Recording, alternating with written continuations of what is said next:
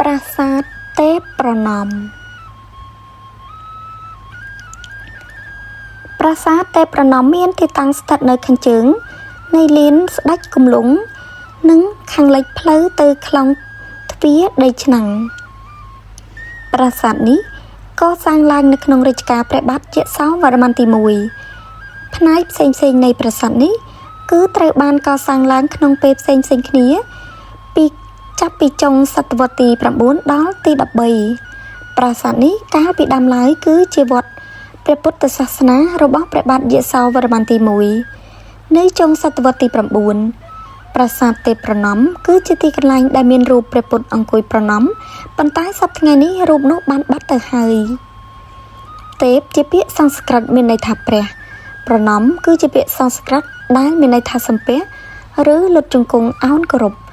លើសពីនេះអាស្រមស្ថិតនៅខាងត្បូងបារាយណ៍ខាងកើតដែលកសាងឡើងនៅចុងសតវត្សទី9ក្នុងរជ្ជកាលព្រះបាទយសោវរ្ម័នទី1និងប្រាសាទនេះបានបញ្ជាក់ថាព្រះពុទ្ធសាសនាមានតាំងពីសម័យនោះផងដែរវត្តទេពប្រណម្យគឺជាបុរាណស្ថានព្រះពុទ្ធសាសនាដ៏សំខាន់មួយនៅក្នុងរាជធានីអង្គរធំដែលស្ថិតនៅខាងជើងលានស្ដេចគំលុងតាមផ្លូវឆ្ពោះទៅប្រាសាទប៉ាលីឡាយខេត្តសៀមរាបបើគេធ្វើដំណើរពីប្រាសាទបាយ័នឆ្ពោះទៅខ្លងទ្វារដីឆ្នាំងគឺស្ថិតនៅខាងឆ្វេងដៃទីតាំងនេះមានអ្នកបុរាណវិទ្យាមកសិក្សាច្រើនលើករួចមកហើយ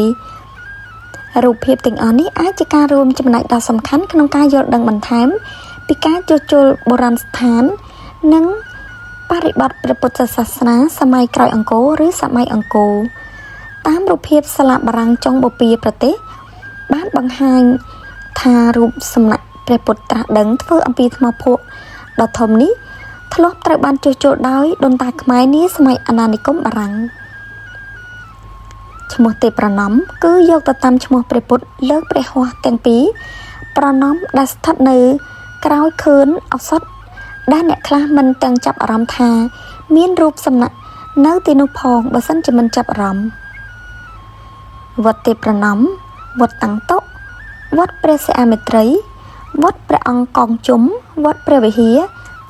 7ល្វែងវត្តព្រះឥន្ទទេពជាដើមសុទ្ធតែជាខឿនឧបោសថព្រះពុទ្ធសាសនាថេរវាទ